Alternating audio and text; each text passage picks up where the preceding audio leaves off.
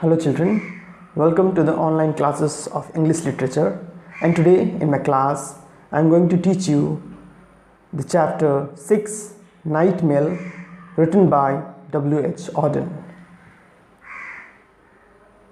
So before I start the poem, I would like to talk about the author first. W.H. Auden, you can see him in the right hand side of your page. He was born on 21st February 1907. He was M.A. in English. He lived in New York City of America. His father was a medical officer in school. He read English literature in Christ Church, Oxford. He wanted to become a mining engineer, but in the age of 13, he stayed to write poems in school time. He published his first poetry book in 1930. He was also a very good tutor and teacher. He became a teacher in boys' school for 5 years.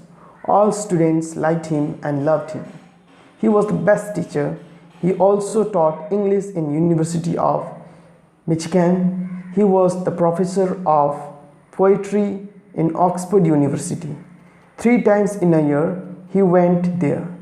He also got many awards as Guggenheim Fellowship Award. He won fame in social and political circles. Auden showed a deep interest in language and metaphor, satire and parody, which are dazzling and sometimes cruel. He is lively and provocative, skilled and ingenious. He had keenly interested in writing opera librettos. He expressed his feelings through it. He was also a writer of prose, essays, and reviews on literary, political, psychological, and religious subjects. He worked at various documentary films and poetic plays. He was died on 29 September 1973. Now, the background of the poem. The charming poem Night Mail was written in 1936 to accompany the documentary film of the same year and the same title. The film concerned a London, Midland and Scottish Railway mail train travelling from London to Scotland.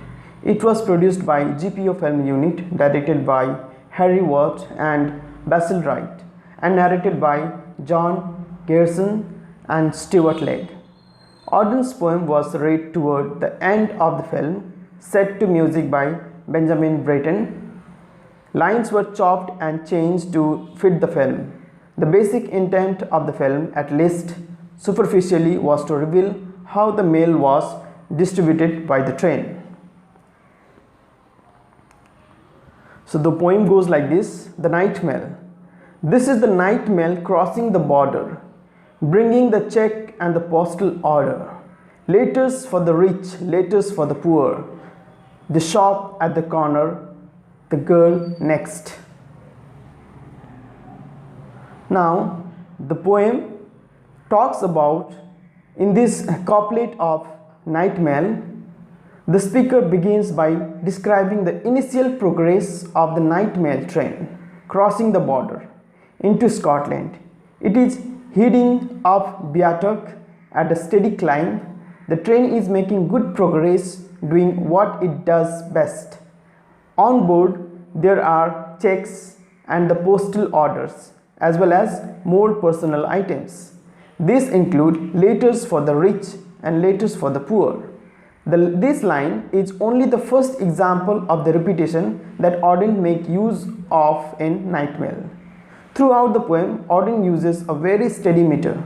It was done to intentionally mimic the sound that rail cars make as they move along the tracks.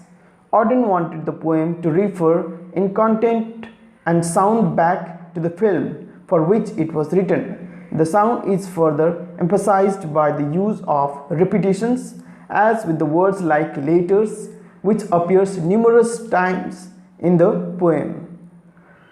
The third line of the poem, letters for rich, letters for poor, is a great example of the importance of the train and the institutions of a mail delivery.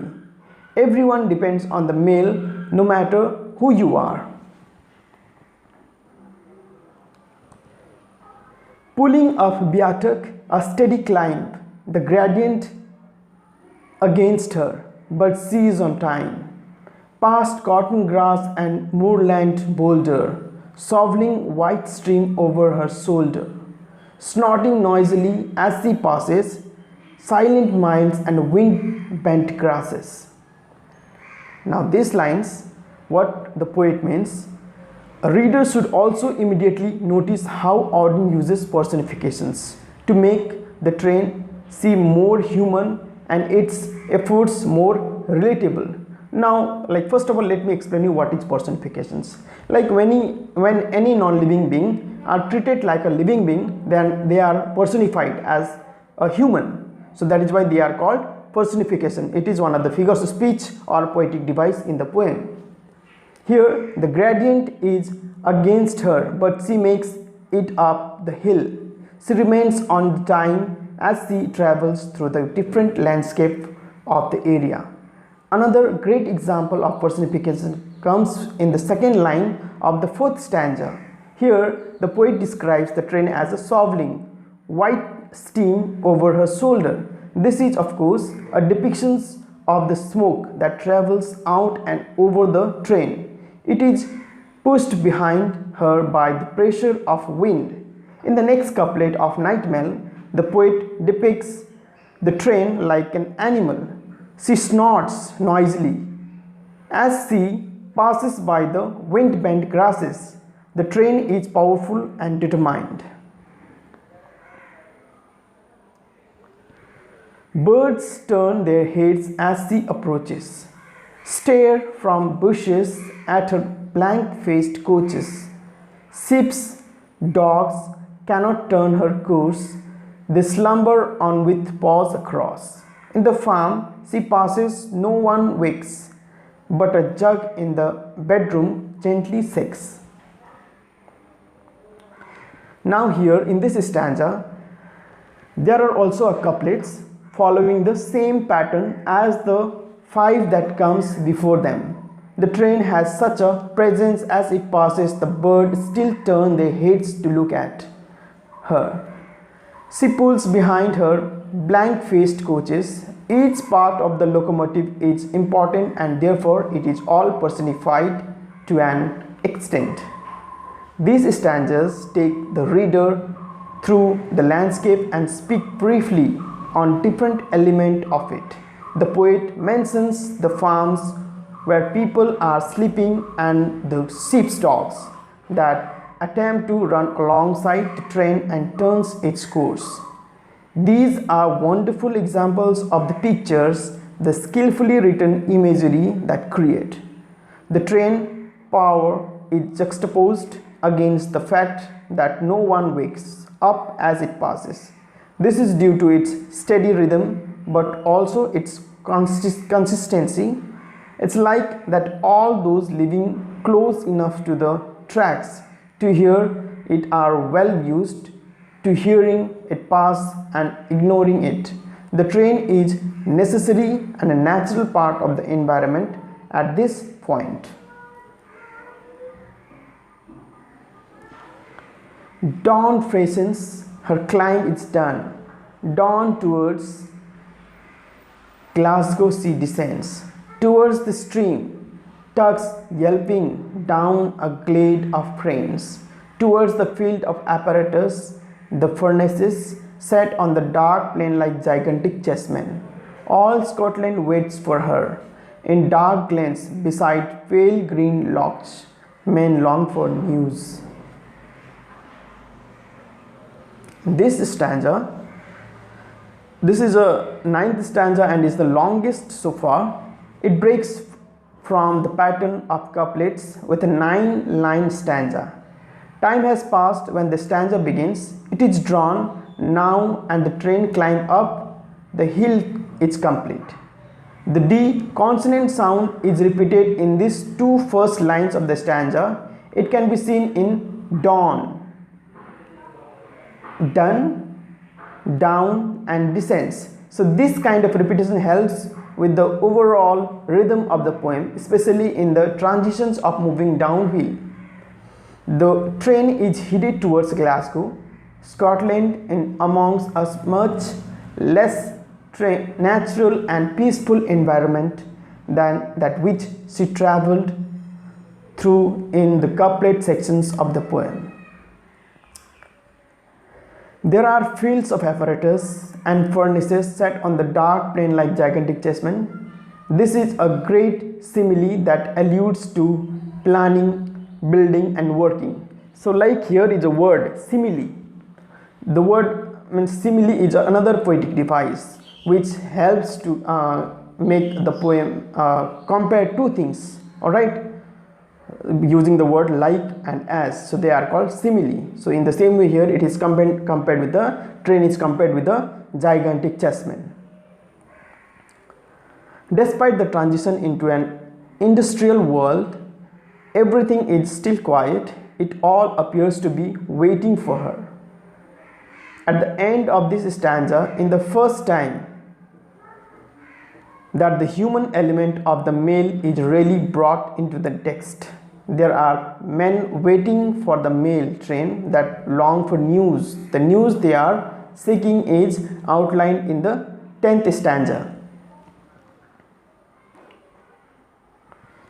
Letters of thanks, letters from banks, letters of joy from girl and boy, receipt, bills and invitations to inspect new stock or to visit relations, and applications for situations and timid lovers' declarations, and gossip from all the nations, news circumstantial, news financial, letters with holiday snaps to enlarge in, letters with the faces scrawled on the margin, letters from uncles, cousins and aunts, letters to Scotland from south of France, letters of condolence to highlands and lowlands, written on a paper from every hue, the pink, the violet, the white and blue, the chatty, the catty, the boring, the adoring, the cold and official and the heart's outpouring, clever, stupid, short and long, the typed and the printed and the spelt all wrong.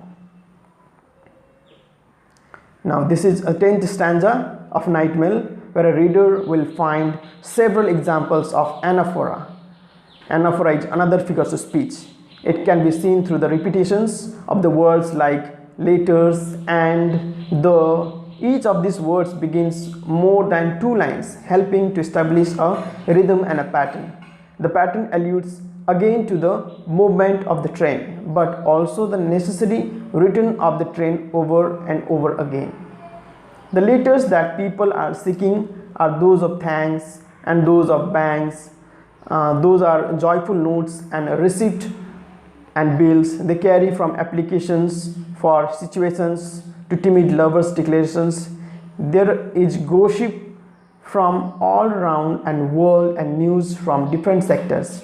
Some of the letters are serious and others are frivolous. They come from all over the world and are written paper of every hue. Hue means color here. Okay. There are light and dark colors and a chatty and a boring notes. Every variety of letter one could hope to find is there, as is every kind of writer, style of writing and skill level. Thousands are still asleep, dreaming and terrifying monster, or of friendly tea beside the bend in Cransons or Crawfords. This is the 11th stanza of Night Mail, which is only 3 lines long.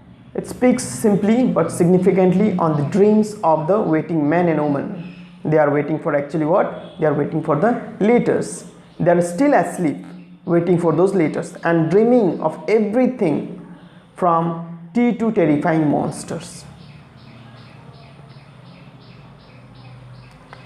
Asleep in working Glasgow, asleep in well-set Edinburgh, asleep in granite Auden, they continue their dreams, but shall wake soon and hope for letters, and none will hear the postman's knock, without a quickening of the heart, for who can bear to feel himself forgotten?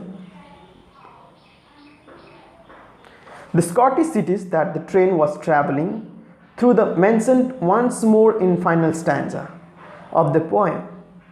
The people are sleeping, continuing their dreams while the train continues its hard work.